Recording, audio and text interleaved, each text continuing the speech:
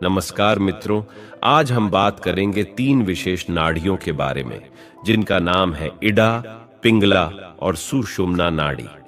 खासकर बात करेंगे सुषुम्ना नाड़ी के बारे में कि कैसे इस नाड़ी को जागृत करके आप जीवन के हर क्षेत्र में सफलता प्राप्त कर सकते हैं। फिर वह सफलता चाहे सांसारिक हो या आध्यात्मिक हो, या फिर चाहे आप धन, दौलत, यश, मान, पद प्रतिष्ठा पाना चाहते हो या आप अपना आत्मिक विकास करना चाहते हो, सब प्रकार का विकास आप सुषुम्ना नाड़ी के जागरण से संभव कर सकते हैं। अर्थात सुषुम्ना नाड़ी को एक सोए हुए पावर हाउस की तरह समझे। जब ये जागृत होती है तो अपार ऊर्जा का संचार होता है, हमारी सोई हुई क्षमता जाग जाती है। ये जागरण कोई चमत्कार नहीं है जो सिर्फ हिमालय के साधुओं के लिए है। ये कोई भी प्राप्त कर सकता है। जो आंतरिक यात्रा पर निकलने को तैयार है, योग, प्राणायाम और ध्यान जैसी साधनाओं से हम इस सोई हुई शक्ति को जगा सकते हैं। इसलिए वीडियो को अंत तक अवश्य देखें ताकि आप अच्छी तरह समझ सके और इसका लाभ उठा सके। सबसे पहले तो आप इन तीन नाड़ियों के विज्ञान के बारे में जानिए कि कैसे ये नाड़ियां हमारे शरीर में कार्य करती हैं। आप इस अस्तित्व में जहां भी देखेंगे, आपको एक चीज कॉमन नजर आएगी।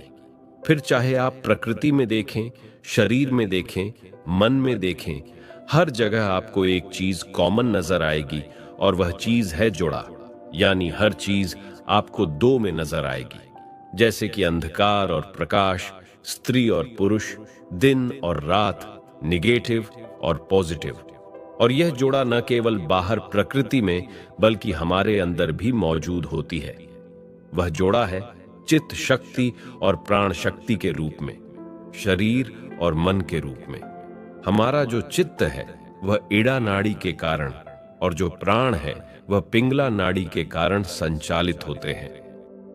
हमारी नाक के अंदर दो छिद्र होते हैं जिसे हम नासिका बोलते हैं। जब हमारी सांस दाई नासिका से खुलकर चलती है, जिसे हम दायां स्वर भी बोलते हैं, तो इसका मतलब पिंगला नाड़ी चल रही है। और जब हमारी सांस बाई नासिका से खुलकर चलती है, जिसे हम बायां स्वर भी बोलते हैं, तो इसका मतलब इड्डा नाड़ी चल रही है। और उसी तरह जब हमारी नाक के दोनों स्वर खुलकर चलते हैं, यानी कि नाक से दोनों तरफ से सांस खुलकर आ जा रही हो, तो इसका मतलब हमारी सुषुम्ना नाड़ी चल रही है। हर एक घंटे में हमारी इड्डा और पिंगला नाड़ी बारी बारी से बदलती रहती है। कभी इड्डा नाड़ी चलती है तो कभी पिंगला नाड़ी चलती है। मुख्यतः ये 1 घंटे के लिए एक नाड़ी चलती है। लेकिन जब इड्डा और पिंगला नाड़ी बदलती है तो दोनों के बीच में 2 से लेकर 5 मिनट तक सुषुम्ना नाड़ी भी चलती है। यानी कि तब हमारी नाक के दोनों स्वर खुलकर चल रहे होते हैं। हमारी जो इड्डा नाड़ी है यह हमारी एनर्जी का नेगेटिव पोल है, और जो पिंगला नाड़ी है वह हमारी एनर्जी का पॉजिटिव पोल है। इडा हमारी चंद्रमा की शक्ति है और पिंगला हमारी सूर्य की शक्ति है। क्योंकि इड्डा के अंदर चंद्रमा की शीतलता मौजूद है तो इसकी तासीर ठंडी होती है। उसी तरह पिंगला के अंदर सूर्य की गर्माहट मौजूद है तो इसकी तासीर गर्म होती है। इड्डा से हमारी मानसिक शक्तियां संचालित होती हैं और पिंगला से हमारी शारीरिक शक्तियां संचालित होती हैं। इडा हमारी तब ज्यादा एक्टिवेट रहती है जब हम आराम कर रहे होते हैं या विश्राम कर रहे होते हैं, और पिंगला हमारी तब ज्यादा एक्टिवेट रहती है जब हम क्रियाशील होते हैं। हमारी इड्डा नाड़ी रात के समय ज्यादा सक्रिय रहती है क्योंकि हम सो रहे होते हैं, और पिंगला नाड़ी दिन के समय में ज्यादा सक्रिय रहती है क्योंकि इस समय हम काम करते रहते हैं। लेकिन जब इड्डा और पिंगला दोनों आपस में संतुलित हो जाती हैं, तब एक तीसरी शक्ति का जन्म होता है। उस तीसरी शक्ति का नाम है सुषुम्ना शक्ति। उदाहरण के लिए, जब आप माचिस की तीली को माचिस पर रगड़ते हैं तो अग्नि पैदा हो जाती है। ऐसे ही जब आप पॉजिटिव और नेगेटिव करंट को, यानी 2 विद्युत की विपरीत धाराओं को एक साथ आपस में मिलाते हैं, तो उससे उत्पन्न शक्ति से आप भारी से भारी मशीनें भी चला सकते हैं। ठीक इसी प्रकार जब हम शरीर और मन की ताकत को यानी इडा और पिंगला को संतुलित कर देते हैं तो तीसरी शक्ति यानी सुषुम्ना की शक्ति जागृत होती है। और जैसा कि मैंने शुरू में बताया था कि इड्रा हमारी चित्त शक्ति है तथा पिंगला हमारी प्राण शक्ति है, तो इन दो शक्तियों के मिलन से जो तीसरी शक्ति पैदा होती है वह हमारी आत्म शक्ति कहलाती है।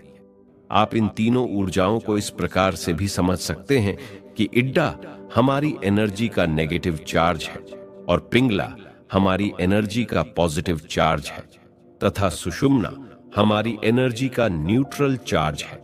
इसके अलावा इड्डा हमारी मानसिक ऊर्जा है, पिंगला हमारी शारीरिक ऊर्जा है और सुषुम्ना हमारी कॉस्मिक ऊर्जा है।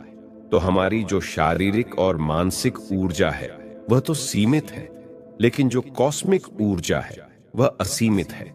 साथ ही हमारी इड्डा और पिंगला नाड़ी हमारे दाएं और बाएं ब्रेन को एक्टिव रखती है और संचालित करती है, लेकिन जो सुषुम्ना की शक्ति है वह एक साथ पूरे ब्रेन को एक्टिव रखती है तथा हमारी सभी कर्मेंद्रियों को, सभी शारीरिक अंगों को, सभी मानसिक और शारीरिक शक्तियों को भी एक साथ संभाल सकती है।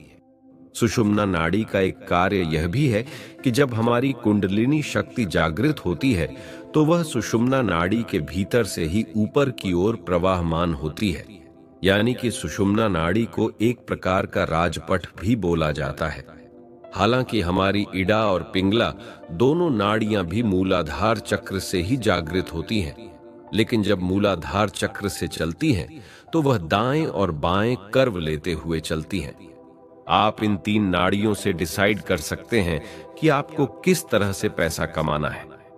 सबसे पहले पिंगला नाड़ी, यानी कि यदि आपका सूर्य नाड़ी ज्यादा एक्टिव है या आप सूर्य नाड़ी से ज्यादा प्रभावित व्यक्ति हैं तो आप एक बहिर्मुखी व्यक्ति होंगे। आप ऐसे कार्य करना ज्यादा पसंद करेंगे जिसमें फिजिकल एफर्ट ज्यादा लगती है, यानी कि जिसमें शारीरिक गतिविधियां ज्यादा होती हैं, क्योंकि यह फिजिकल एनर्जी है। ऐसे में आप अच्छे एथलीट हो सकते हैं, अच्छे हार्ड वर्कर हो सकते हैं। अधिकतर जो पुलिस और सेना के व्यक्ति होते हैं वह सूर्य नाड़ी से ही प्रभावित व्यक्ति होते हैं। उसी तरह यदि आपके अंदर इड्डा नाड़ी ज्यादा एक्टिव हुई तो आप ऐसे कार्य करना पसंद करेंगे जो आपकी मानसिक ऊर्जा से ज्यादा जुड़े हुए हैं, यानी जो आपके विचारों से, चिंतन से, सोच विचार से, बुद्धि से ज्यादा जुड़े हुए हैं। और आप थोड़ा अंतर्मुखी भी होंगे तो आप विचारशील हो सकते हैं, चिंतक हो सकते हैं या फिलोसोफर हो सकते हैं। ये तो पिंगला नाड़ी और इडा नाड़ी के दो विशेष अलग अलग कार्य हुआ। अब हम आगे जानते हैं कि जिनका सुषुम्ना नाड़ी ज्यादा संचालित होगी तो वो कैसे होंगे। हालांकि ये नाड़ी बहुत कम लोगों में एक्टिव रहती है, अधिकांश लोग इडा और पिंगला नाड़ियों में ही रहते हैं। कुछ खास किस्म के लोग जिनकी संख्या बहुत कम होती है, उन्हीं लोगों में सुषुम्ना नाड़ी एक्टिव रहती है। अगर सुषुम्ना नाड़ी का आपके ऊपर ज्यादा प्रभाव हुआ तो आप एक अच्छे साधक हो सकते हैं, ध्यानी हो सकते हैं या ज्ञानी हो सकते हैं। आपके अंदर आध्यात्मिक और धार्मिक अभिरुचि हो सकती है। आप एक अच्छे ऋषि मुनि अथवा साधु संत हो सकते हैं।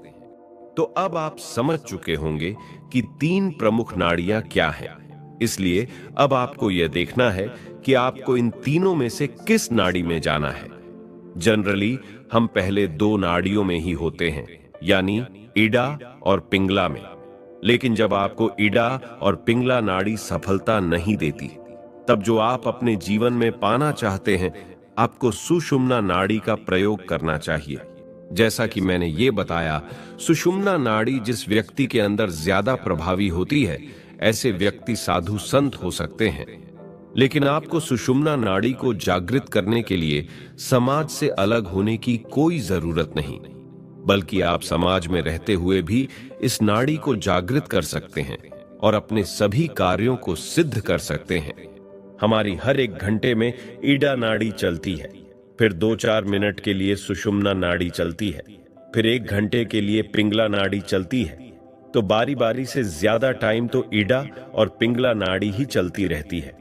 लेकिन जब आप साधना के द्वारा तथा अपने व्यवहारों के द्वारा अपने जीवन में सुषुम्ना नाड़ी का समय जितना ज्यादा बढ़ाते चले जाएंगे, उतना ही आपको सुषुम्ना नाड़ी का फल भी प्राप्त होना शुरू हो जाएगा। सबसे पहले हम यह समझते हैं कि यदि आपके जीवन में सुषुम्ना नाड़ी का समय बढ़ेगा तो आपको पता कैसे चलेगा। इसका संकेत यह है कि जब आपकी नाक की दोनों नथुने से श्वास की धाराएं खुलकर चलने लगे अधिक से अधिक समय तक, तो इसका मतलब आपका सुषुम्ना नाड़ी का समय बढ़ रहा है। अब हम बात करते हैं कि इससे मनचाहा फल कैसे प्राप्त होता है। होता क्या है कि जब हम इड़ा और पिंगला नाड़ी के माध्यम से जितनी भी इंफॉर्मेशन कलेक्ट करते हैं, तो वह सारी इंफॉर्मेशन हमारे अंदर गहराई तक नहीं जाती। यानी हम सिर्फ बुद्धि तक की सुनते हैं और सुनकर भूल जाते हैं, जिससे हमारे जीवन में कोई ट्रांसफॉर्मेशन नहीं आता। जिस तरह हम ज्ञान तो बहुत लेते हैं साधु संतों से, किताबों से, लेकिन अपने जीवन में उससे बदलाव नहीं ला पाते। इसलिए जब तक आप ईड़ा और पिंगला नाड़ी में रहते हैं, तब तक आप जो भी इंफॉर्मेशन कलेक्ट करते हैं वह सिर्फ आपके माइंड तक ही सीमित रहती है। उसका आपके जीवन पर कोई प्रभाव नहीं पड़ता। लेकिन जैसे ही आपकी सुषुम्ना नाड़ी एक्टिवेट होनी शुरू हो जाएगी, तो आपका ज्ञान आपके अंदर ट्रांसफॉर्मेशन लाना शुरू कर देगा। यानी कि जो भी आपने सीखा होगा उसी अनुसार आपका जीवन भी परिवर्तित होना शुरू जाएगा। तो सुषुम्ना का पहला लाभ यह है कि यह आपके जीवन में इंफॉर्मेशन से ट्रांसफॉर्मेशन लेकर आता है। और यह सिर्फ ज्ञान ही नहीं रहता, आपका अनुभव भी बनना शुरू हो जाता है।